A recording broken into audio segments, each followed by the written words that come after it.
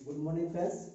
तो चलिए आज हम लोग digital IT group class by Ganesh sir के जरिए फिल्टर थ्योरी में सेफ्टी प्रिकॉशन सुरक्षा और सावधानियां के बारे में पढ़ेंगे। तो सबसे पहले हम लोग को जानना है कि सेफ्टी प्रिकॉशन यानी सुरक्षा और सावधानियां है क्या।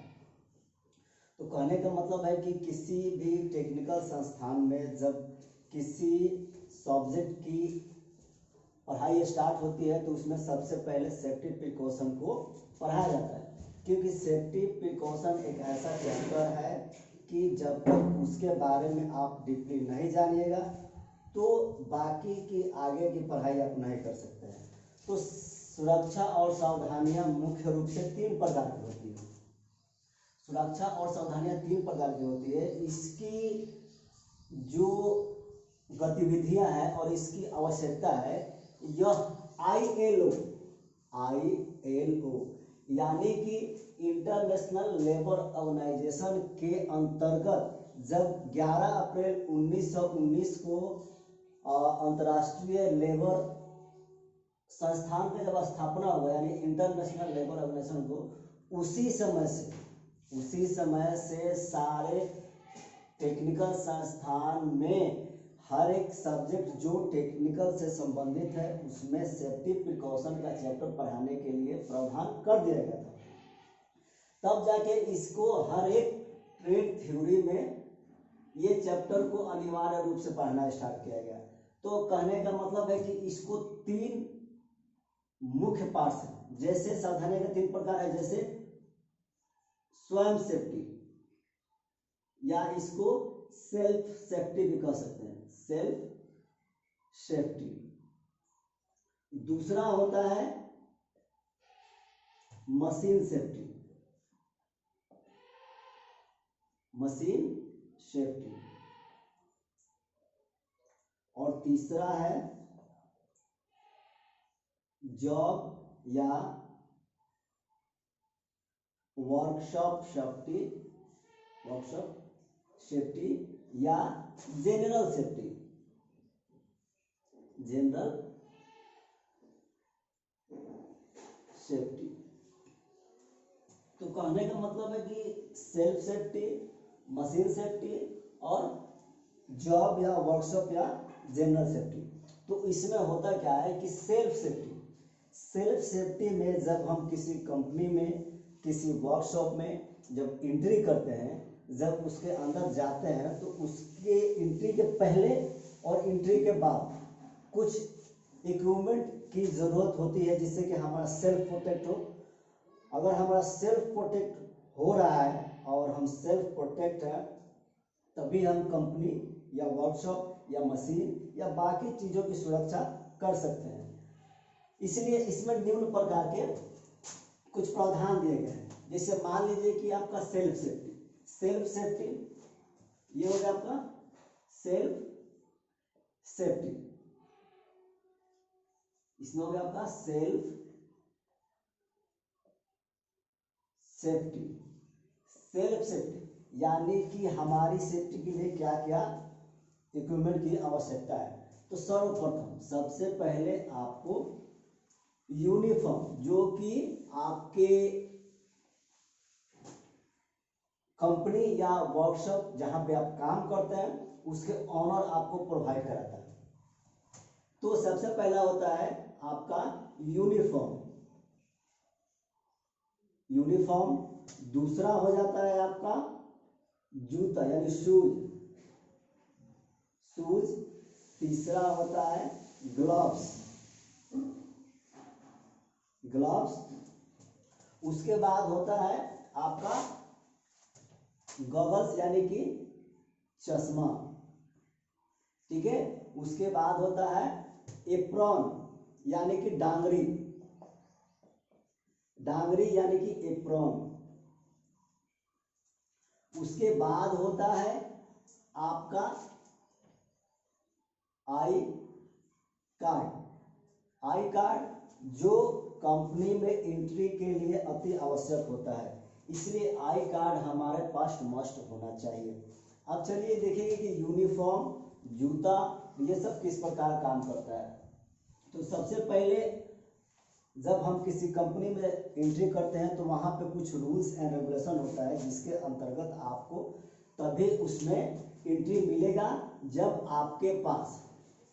आपके पास वो सारी चीज़ें होंगी जिसकी आपकी आवश्यकता है या आपको उसकी आवश्यकता पड़ेगी अंदर जाने के बाद।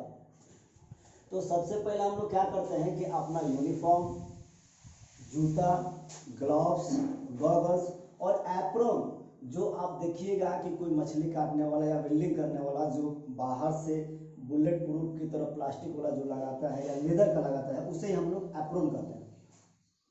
तो उससे हमारी बचत कैसे होती है? जूता से हमारा क्या सेल्फ हो? जूता से सेल्फ यही होगा, प्रोटेक्ट यही होगा, सेल्फ प्रोटेक्ट यही होगा कि जब हम कंपनी के अंदर जाएंगे और वहाँ पे कहीं तेल गिरा है या चिप्स नीचे गिरा हुआ है या फिर कील किसी प्रकार का गिरा हुआ है, तो जब हम पैर रखते हैं, जब हम वहाँ पे पैर रखते हैं, तब वहाँ पे क्या होता है कि जो कील या फिर ऑयल या फिर गिरे हुए चिप्स से जूता जो है हमारे पैर की सुरक्षा करता है। उसके बाद करते हैं यूनिफॉर्म।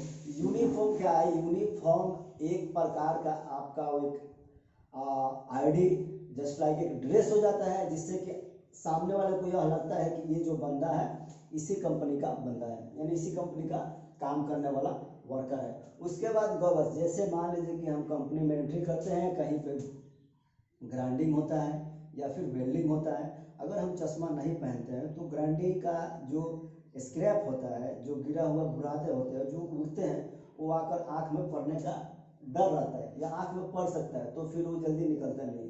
या फिर बिजली का जो काम चल रहा है या फिर वेल्डिंग कर रहे हैं बिजली के जरिए, तो वहाँ पे जो स्पार्किंग होता है, छोटे छोटे उससे कण निकलते हैं, अगर हम चश्मा नहीं पहनते हैं तो उससे हमारी नुकसान होने की संभावना ज़्यादा रहता है। उसके बाद आता है हेलमेट। जो हेलमेट होता है, हेलमेट भी हमारे सर को बहुत ज़्यादा प्रोटेक्ट करता है, क्योंकि जब हम कंपनी के अंदर एंट्री करते हैं तो वहाँ पे हमको डर रहता है कि किसी प्रकार के अगर ऊपर से कोई सामान गिरता है, तो अगर हेलमेट है तो पहले हेलमेट पर गिरेगा, जिससे कि वो पूरी तरह से सर को सुरक्षित रखता है। उसके बाद बात आती है ग्लव्स। अब ग्लव्स में क्या है कि जब हम किसी मशीन पे काम करने जाते हैं तो वहाँ पे हो सकता है तेजाब लगा हो या फिर एसिड गिरा हो या फिर किसी प्रकार का ऐसा केमिकल हो जिसको छूने से एलर्जी होता हो या रिएक्शन करता हो हाथ में, तब क्या करता है, ग्लव्स हमारे वहाँ पे हेल्प करता है या फिर सहायता करता है। ऐसा होता क्या है कि जैसे मान लीजिए कि आप मशीन पे काम कर रहे हैं और काम करते करते जॉब जो हो गया गर्म हो गया, तो जॉब गर्म होने के बाद क्या होता है कि हमको जॉब को पकड़ना है, इधर से उधर करना है, तब जाके क्या होता है कि हम जल्दी उसको पकड़ नहीं सकते हैं। लेकिन अगर हाथ में मेरा ग्लव्स है तब उसको हम आसानी से पकड़ के और जॉब को हमारे जॉब की जो प्रक्रिया है, कार्य, उसको कर सकते हैं। अब इसमें क्या है, 6-7 पॉइंट है सेल्फ सेफ्टी। सेल्फ सेफ्टी में पहला चीज है कि कभी भी मशीन पर कार्य करते समय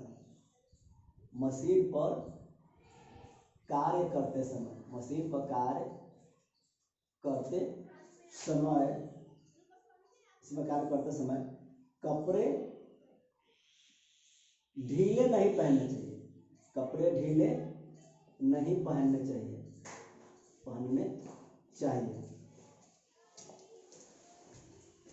पहला पॉइंट है कि कभी भी मशीन पर कार्य करते समय कपड़े ढीले नहीं पहनना चाहिए, ठीक है।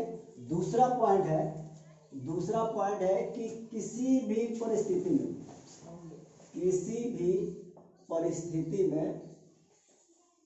परिस्थिति में बाल हमारी बड़ा नहीं होना चाहिए।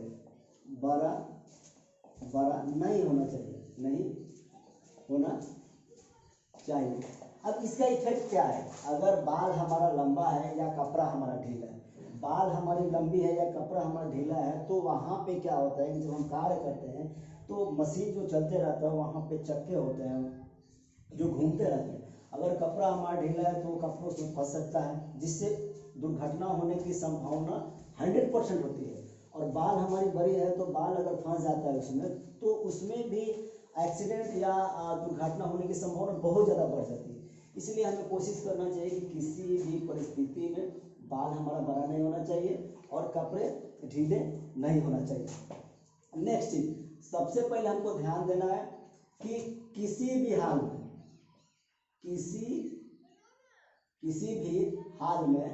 किसी भी हाल में मशीन पे कार्य करते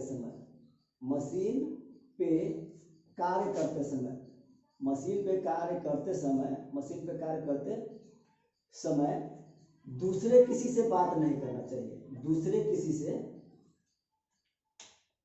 करते समय दूसरे किसी से बात नहीं करनी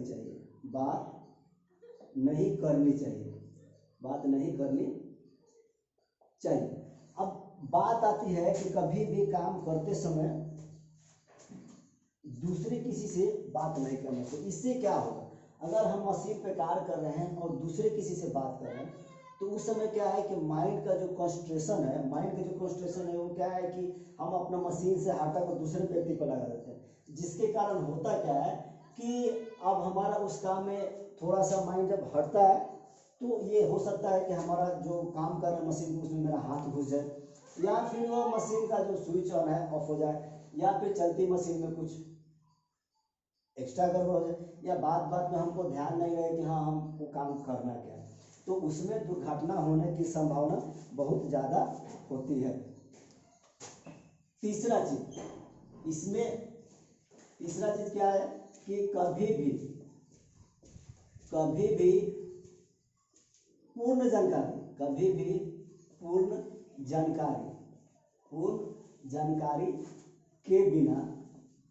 जानकारी के बिना मशीन को चालू या छेड़छाड़ करने की कोशिश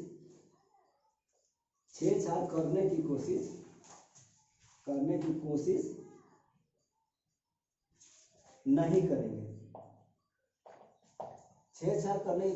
करेंगे। कभी भी जब हमको मशीन के बारे में जब जानकारी नहीं है तो कभी भी वहाँ पे हम उसको ज़्यादा छेड़छाड़ करने की कोशिश नहीं करेंगे। जैसे मान लीजिए मशीन में कोई प्रॉब्लम हो गया, तो मशीन में जब प्रॉब्लम हो गया तो हमारा फर्स्ट बात मिलता है कि हम जो मशीन से संबंधित मेंटेनेंस वाला है उसको हमको खबर देना है, ना कि उसमें हम उसको छेड़छाड़ करने लगेंगे।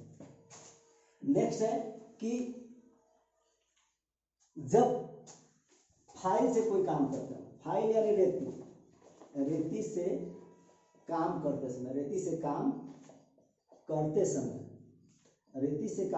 समय में रेती का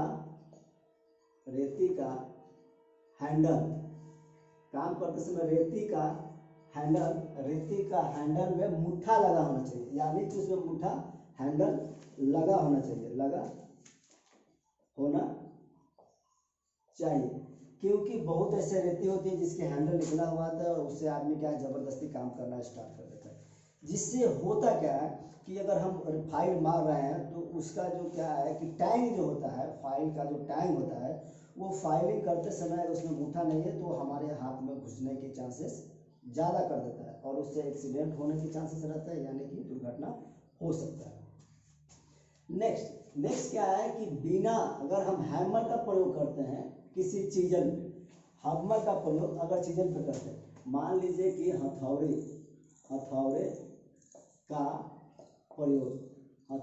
का प्रयोग अगर चीजल पे करते हैं, यानी कि छेनी पर करते हैं तो छेनी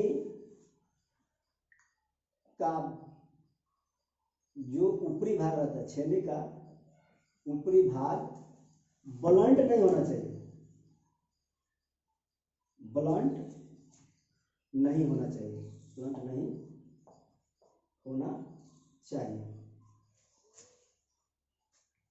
कहने का मतलब है कि जब हम किसी हैमर से छेनी का प्रयोग करते हैं तो उसमें किसी भी हाल में हमको छेनी पर देख लेना चाहिए कि छेनी का जो ऊपरी भाग है कहीं ब्लंट तो नहीं है, जिससे क्या है कि अगर हम हैमर मारते हैं तो उसमें क्या होगा कि आपका जो चीजेल का ऊपरी जो माथा रहता है अगर ब्लंट हुआ है तो उसका चिपिंग निकल कर यानी उड़कर आपके माथे में लग सकता है, आपके आंख में पड़ सकता है, आपका शरीर के किसी भी पार्ट्स में पड़ सकता है, जिससे कि आपको वो नुकसान पहुंचा सकता है। तो हमको करना क्या है कि ये सब चीज से बचना है।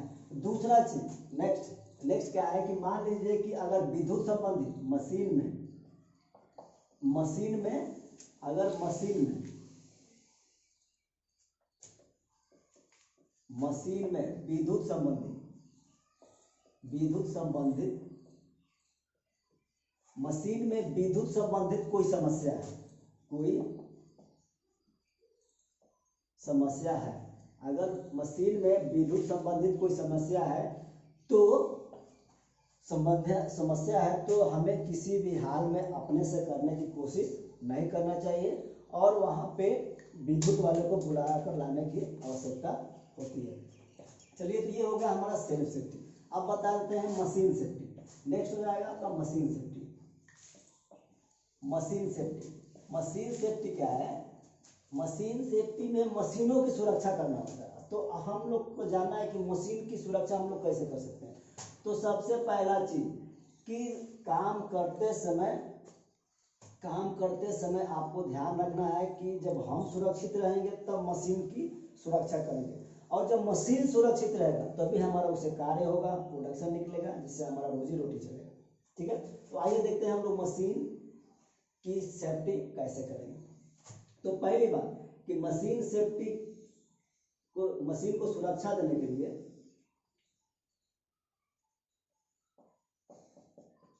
मशीन के सुरक्षा के लिए हमें यह ज्ञात होना चाहिए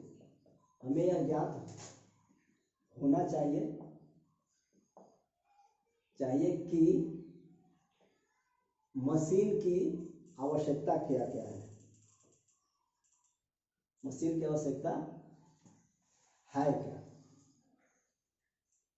मशीन की आवश्यकता है क्या?